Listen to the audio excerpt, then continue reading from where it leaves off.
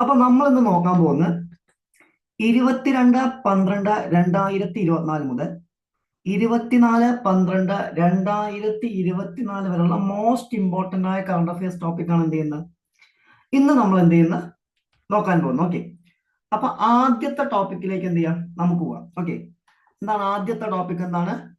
അഡ്ജോമെൻ സൈനിഡൈ. Okay, എന്താണ് അഡ്ജോമെൻ സൈനിഡൈ? എന്താണ് ഈ അഡ്ജോമെൻ സൈനിഡൈ ന്യൂസിൽ വരാൻ കാരണം? എന്താണ്?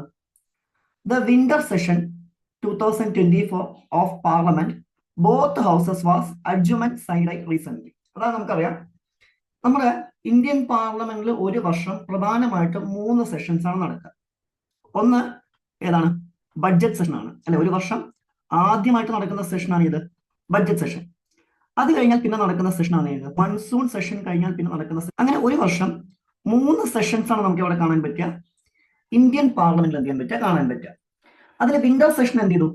അഡ്ജോമെൻ സൈനിഡൈ ചെയ്തു എന്നാണ് പറയുന്നത്. ഓക്കെ, എന്ത് ചെയ്തു? അഡ്ജോമെൻ സൈനിഡൈ ചെയ്തു. അപ്പൊ എന്താണ് ഇവിടെ അഡ്ജോമെൻ സൈനിഡൈ എന്നുകൊണ്ട് എന്താണ് ഉദ്ദേശിക്കുന്നതായിട്ട് കാണാൻ പറ്റുക? Adjournment sine die means terminate a sitting of parliament for an indefinite period. അതായത് നമ്മുടെ ലോകസഭയിലോ അല്ലെങ്കിൽ രാജ്യസഭയിലോ സെഷൻസ് നടന്നു എന്ന് വിചാരിക്കുക. ഓക്കെ, എന്തെങ്കിലും എന്ത് ചെയ്യുന്നു, ഇഷ്യൂസ് ഉണ്ടാവുന്നു, അല്ലെങ്കിൽ എന്തെങ്കിലും കാരണം കൊണ്ട് എന്ത് ചെയ്യുന്നു, സെഷൻ നിർത്തി വെക്കേണ്ടി വരുന്നു എന്ന് വയ്ക്കാം. ഓക്കെ, അങ്ങനെ നിർത്തി വെക്കുമ്പോൾ അതിനൊരു ടൈം പീരീഡ് പറയും. അങ്ങനെ ആ ടൈം പീരീഡ് പറയുന്നതിനെ വിളിക്കുന്ന പേരാണ് ഇത് അഡ്ജോർമെന്റ് എന്ന് വിളിക്കുന്നത്. എന്നാൽ ഒരു ടൈം പീരീഡ് പറയാതെ ആ സിറ്റിംഗ് എന്ത് ചെയ്യുന്നു, നിർത്തി വെക്കുന്നതിന് നമ്മൾ പറയുന്ന പേരാണ് ഏത് എന്ന് വിളിക്കുന്നത്?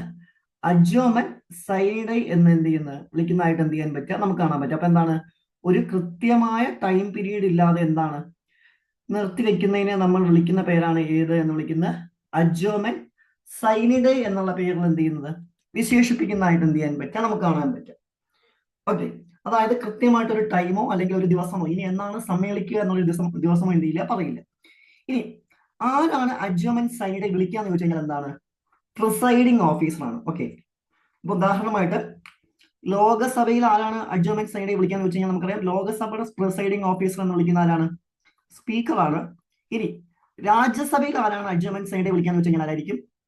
ചെയർമാൻ ആയിരിക്കും. ഓക്കെ, ഓരോ ഹൗസിന്റെയും പ്രിസൈഡിങ് ഓഫീസറാണ്. അത് ലോക്സഭയിൽ ആരാണ്? സ്പീക്കറും. രാജ്യസഭയിൽ ആരാണ്? ചെയർമാനാണ്.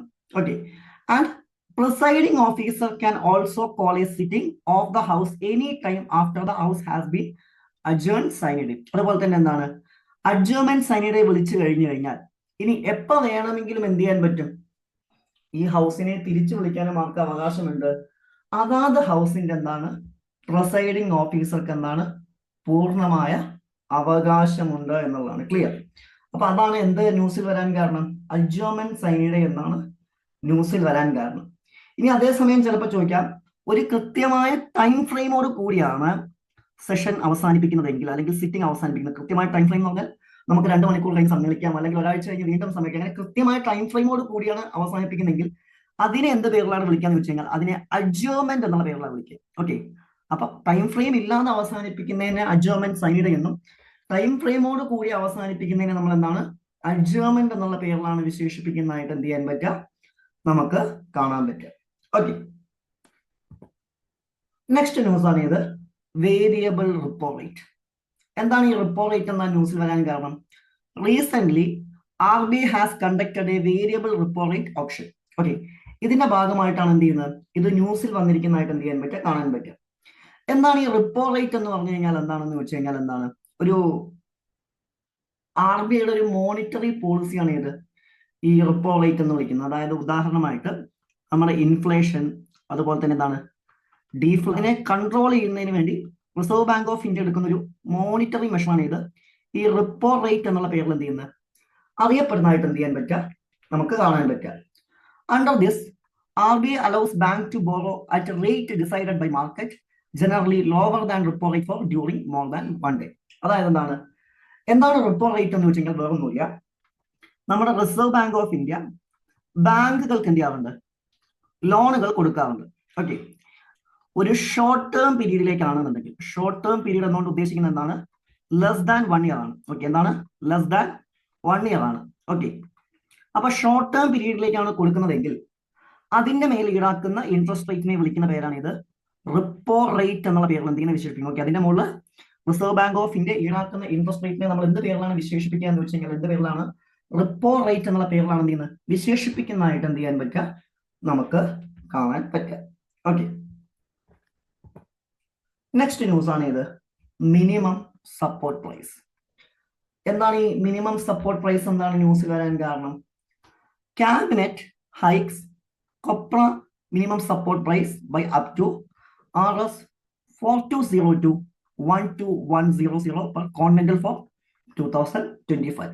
ഇതാണ് ഇത് ന്യൂസിൽ വരാനുള്ള ഒരു കാരണം. എന്താണ് ഈ മിനിമം സപ്പോർട്ട് പ്രൈസ് എന്നുകൊണ്ട് എന്താ ഉദ്ദേശിക്കുന്നത്? The minimum support price is the minimum price at which government buys crops from farmers to ensure fair income. അതായത് ഇപ്പൊ നമുക്കറിയാം ഈ ഫാർമേഴ്സ് ഉണ്ടാക്കുന്ന അവരുടെ എന്താണ് വിളകള് അവര് എവിടെ ചെന്നിട്ടാണ് വിൽക്കുക? മാർക്കറ്റിൽ ചെന്നിട്ടാണ് വിൽക്കുക. പക്ഷേ മാർക്കറ്റിൽ ഇവർ കൊടുക്കുന്ന ഈ പ്രൊഡക്റ്റിന് ഡിമാൻഡ് കുറവാണ് എന്ന് വെക്കുക. അങ്ങനെ ഡിമാൻഡ് കുറഞ്ഞാൽ സ്വാഭാവികമായിട്ടും ഇവർ വിൽക്കുന്ന സാധനത്തിന്റെ പ്രൈസ് എന്ത് ചെയ്യും? നമ്മുടെ ഫാർമേഴ്സിന് കിട്ടുന്ന ഇൻകം എന്ത് ചെയ്യും? കുറയും. ആ സമയത്ത് എന്ത് ചെയ്യും? ഈ ഫാർമേഴ്സ് ഉണ്ടാക്കുന്ന പ്രൊഡക്റ്റ് ഓക്കെ ഏറ്റവും നല്ല മാർക്കറ്റ് പ്രൈസ്, അതായത് ബെസ്റ്റ് മാർക്കറ്റ് പ്രൈസിന് ആര് ഏറ്റെടുക്കും? ഗവൺമെന്റ് എന്ത് ചെയ്യും? ഏറ്റെടുക്കും. ഓക്കെ, ഇതിനെ നമ്മൾ വിളിക്കുന്ന പേരാണ് ഇത് മിനിമം സപ്പോർട്ട് പ്രൈസ് അല്ലെങ്കിൽ MSP എന്നുള്ള പേരിൽ എന്ത് ചെയ്യുന്നത് വിശേഷിപ്പിക്കുന്നതായിട്ട് എന്ത് ചെയ്യാൻ പറ്റുക നമുക്ക് കാണാൻ പറ്റുക. ഇനി ആരാണ് ഈ മിനിമം സപ്പോർട്ട് പ്രൈസ് തീരുമാനിക്കുന്നത് എന്ന് വെച്ച് കഴിഞ്ഞാൽ ആരാണ്?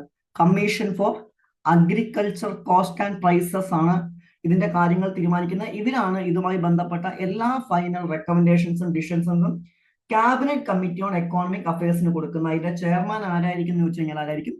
പ്രൈം മിനിസ്റ്റർ ആയിരിക്കും. ഇത് ആനുവലി ആണ് തീരുമാനിക്കുക. Annually central announces MSP for 22 major agriculture commodities. നിലവിൽ 22 പ്രധാനപ്പെട്ട അഗ്രികൾച്ചർ കമ്മോഡിറ്റീസ് ആണ് എന്ത് കൊടുക്കുന്നത്? ഈ മിനിമം സപ്പോർട്ട് പ്രൈസ് കൊടുക്കുന്നത്. അതിൽ ഖാരിഫ് ക്രോപ്സും റാബി ക്രോപ്സും അതുപോലെ തന്നെ കൊമേഴ്ഷ്യൽ ക്രോപ്സും എന്ത് ചെയ്യാൻ പറ്റും? കാണാൻ പറ്റുമെന്നുള്ള ഇതിന്റെ പ്രത്യേകതയാണ്.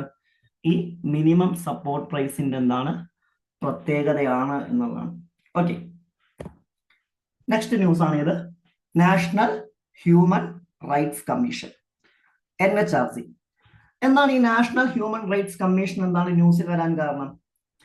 President of India appoints former supreme court judge V Ramasubramanian as NHRC chairman. അതായത് എന്താണ് സുപ്രീം കോർട്ടിലെ പഴയ ജഡ്ജായിരുന്ന വി രാമസുബ്രഹ്മണ്യത്തിന് എന്തിയിട്ടുണ്ട്? നാഷണൽ ഹ്യൂമൻ റൈറ്റ്സ് കമ്മീഷന്റെ ചെയർമാൻ ആയിട്ട് എന്ത് ചെയ്തിട്ടുണ്ട്? അപ്പോയിന്റ് ചെയ്തിട്ടുണ്ട്. ഓക്കെ, അപ്പോൾ ഫ്രഷ് അപ്പോയിന്റ്മെന്റ് ആണ്. നമുക്കറിയാം എക്സാമിനൊക്കെ എന്താണ് അപ്പോയിന്റ്മെന്റുകൾ പലപ്പോഴും എന്ത് ചെയ്യാറുണ്ട്? ന്യൂസിൽ വരാറുണ്ട്. ഓക്കെ, അതുമായി ബന്ധപ്പെട്ടിട്ടാണ് എന്ത് ചെയ്തിരിക്കുന്നത്?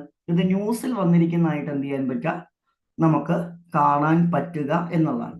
ഓക്കെ, ഇനി NHRCയെ കുറിച്ച് നോക്കുകയാണെങ്കിൽ നമുക്കറിയാം ഇതിന്റെ ഹെഡ് ക്വാർട്ടേഴ്സ് എവിടെയാണ് വരുന്നത് എന്ന് വെച്ച് കഴിഞ്ഞാൽ എവിടെയാണ്? NHRCയുടെ ഹെഡ് ക്വാർട്ടേഴ്സ് ന്യൂഡൽഹിയിലാണ് വരുന്നത്. ഇനി ഈ NHRC എന്ന് വിളിക്കുന്ന എന്താണ്? ഒരു സ്റ്റാറ്റ്യൂട്ടറി ബോഡിയാണ്. നാഷണൽ ഹ്യൂമൻ റൈറ്റ്സ് ആക്ട് 1993 എന്നുള്ള നിയമപ്രകാരം നിലവിൽ വന്ന ഒരു സ്റ്റാറ്റ്യൂട്ടറി ബോഡിയാണ് ഇത് NHRC. എന്താണ് സ്റ്റാറ്റ്യൂട്ടറി ബോഡി എന്ന് ചോദിച്ചു കഴിഞ്ഞാൽ ഇന്ത്യൻ പാർലമെന്റ് പാസ്സാക്കുന്ന പ്രത്യേക റെസല്യൂഷൻ വഴി നിലവിൽ വരുന്ന സ്ഥാപനങ്ങളെ നമ്മൾ വിളിക്കുന്ന പേരാണ് ഇത് സ്റ്റാറ്റ്യൂട്ടറി ബോഡി. പിന്നീട് ഈ നിയമം നമ്മൾ എന്ത് ചെയ്യുന്നുണ്ട്? ഈ protection of human rights act എന്ത് ചെയ്യുന്നുണ്ട്? 2006 അതുപോലെ തന്നെ എന്താണ് 2019 എന്താണ് അമെൻഡ് ചെയ്യുന്നതായിട്ട് കാണാൻ പറ്റും.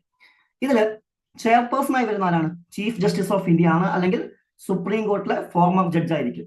അതുപോലെ തന്നെ ഇതിൽ ഫുൾ ടൈം മെമ്പേഴ്സിനെയും 7 ഡീംഡ് മെമ്പേഴ്സിനെയും എന്ത് ചെയ്യാൻ പറ്റുക നമുക്ക് കാണാൻ പറ്റുക എന്നുള്ളതാണ്. ഓക്കെ, 5 ഫുൾ ടൈം മെമ്പേഴ്സ് ഉണ്ടായിരിക്കും, അതുപോലെ തന്നെ എന്താണ് 7 ഡീംഡ് മെമ്പേഴ്സ് ഉണ്ടായിരിക്കും. ഇനി ഇവരുടെ കാലാവധി എത്രയെന്ന് വെച്ച് കഴിഞ്ഞാൽ എത്രയാണ്? ഒന്നെങ്കിൽ 3 വർഷം അല്ലെങ്കിൽ 70 വയസ്സ് വരെയാണ് ഇവരുടെ കാലാവധി. ഏതാണോ ആദ്യം വരുന്നത് അത്. ഇനി ഇവരെ വേണമെങ്കിൽ റീ അപ്പോയിന്റ് ചെയ്യാം. ഉദാഹരണമായിട്ട് ഒരാൾ 50ാമത്തെ വയസ്സിൽ ചെയർമാനായി വേണമെങ്കിൽ 70 വയസ്സ് വരെ റീ അപ്പോയിന്റ് ചെയ്യാം എന്നുള്ളത് എന്താണ് ഇതിന്റെ ഏറ്റവും ഇമ്പോർട്ടന്റ് ആയ ഒരു പോയിന്റ് ആണ്. കൂടാതെ ഇവർ ഏതൊക്കെ കാര്യങ്ങളാണ് പ്രധാനമായിട്ടും ഇടപെടുന്നത് വെച്ച് കഴിഞ്ഞാൽ ഹ്യൂമൻ റൈറ്റ്സ് വയലേഷൻ ആണ്, ബാക്കിയുള്ള ഹ്യൂമൻ റൈറ്റ്സ് പ്രൊട്ടക്ഷൻ തുടങ്ങിയ കാര്യങ്ങളൊക്കെയാണ് ആര് ഇടപെടുന്നത്? നാഷണൽ ഹ്യൂമൻ റൈറ്റ്സ് കമ്മീഷൻ എന്താണ് ഇടപെടുന്നതായിട്ട് എന്ത് ചെയ്യാൻ പറ്റുക നമുക്ക് കാണാൻ പറ്റും. ഓക്കെ, അപ്പൊ ഇത്രയും കറണ്ട് അഫയേഴ്സ് ആണ് എന്ത് ചെയ്യാറുള്ളത് ഈ ഒരു 3 ദിവസത്തുമായി ബന്ധപ്പെട്ട് നമുക്ക് എന്ത് ചെയ്യാറുള്ളത് നോക്കാറുള്ളത്. Okay, thank you.